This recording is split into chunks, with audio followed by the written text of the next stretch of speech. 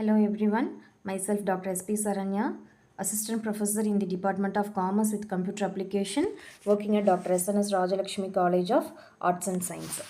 So before we move on today topic, let us do a quick recap of the previous class. So in the previous class, we discussed in the C++ streams and the input-output streams. Okay, we learned that a stream is a flow of data between the program and input or output devices. We studied input stream where the data flows from the keyboard to the program using Cin, and output stream where the data flows from the program to the screen using Cout. So we also learned about stream classes like iStream, OStream, IOStream. Okay, so streams help our program communicate with the user. Now once we receive input or output, before we display the output, we must store the data in a memory. For that, we need variable identifiers to understand them. We must learn C++ declaration and tokens in this session. So in this session covers C++ declaration and tokens. So first of all, we have to know about the C++ declaration. So a declaration in C++ tell the compiler, okay, what type of data we are using, the name of the variable or function we have to using, how much memory should be allocated. So in simple words, declaration introduce a name to the program. For example, int number. Okay, integer is a data type, number is a variable name. This statement declares a variable's name as the number. Okay, without declaration, the compiler will not recognize the variable. So next one is types of declaration. C++ supports different type of declaration. So the main three declaration is the variable declaration, function declaration, and class or struct union declarations. So the next one is tokens. So tokens are the smallest or individual units in the C++ program. In this token is a smallest individual unit. The compiler breaks the program into a tokens, that is smallest part, to understand it. So you can think of tokens as a word in a sentence. A long sentence, tokens is like a words. So type of tokens is keyword, identifiers, constants, and then operators, punctuators. So let us discuss them one by one. First one is keywords. Keywords are reserved words that have a special or predefined meaning in C++ and cannot be used as the identifiers. Okay, they have predefined meaning, so cannot be used as the variable names also.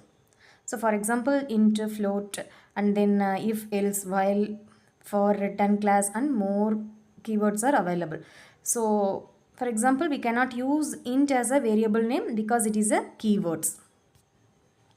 Next one is identifier. An identifier is the name given to a variable, function, or class. So rules for the identifiers, they can consist of letters capital A to Z to small a to Z. So digits that is 0 to 9 and underscore we have to use. They must begin with a letter or underscore. Identifiers cannot start with a digit, and C++ is a case sensitive language. So meaning of sum and capital sum are different identifiers. Okay, so keywords cannot be used as the identifiers. Spaces are not allowed to specify the identifiers. So I have given the example variable underscore name and calculate sum, and before that underscore private data. Okay, so next one is constants. A constant is a fixed value. Constant meanings is a fixed value that does not change during the program execution. So constant, also known as the literals, it's fixed value that do not change during the execution of the program. They are the data items themselves. The types of constants are integer literals, floating point literals, and character literals. So integer means it's a whole numbers. For example, 10, it's both positive and negative values, minus 5 like. So floating point literal means it's consists of decimal values. For example, 3.14 and minus 0.001. So floating values also positive and negative values. So character literal means alphabets A to Z, and group of character is called strings. So it's like words. So next one, string literals.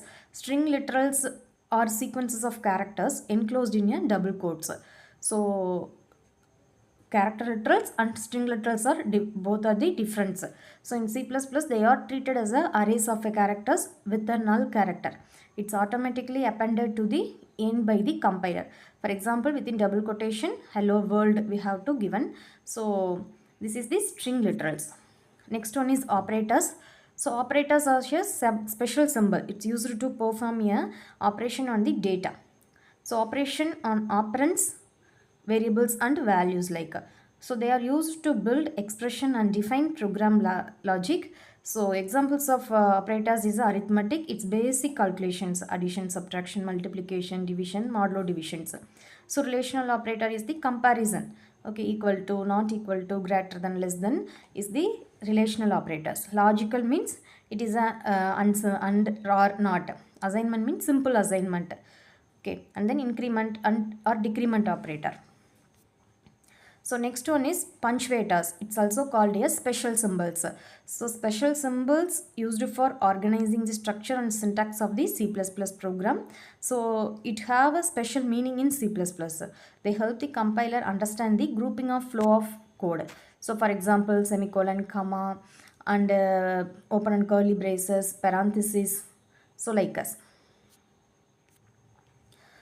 So I hope this declaration and tokens are very useful to learning. And then declaration means tell the compiler about variables. Function tokens are smallest units. So understanding the declaration and tokens is very important before writing the C++ program. That's all for the today's session. Thank you.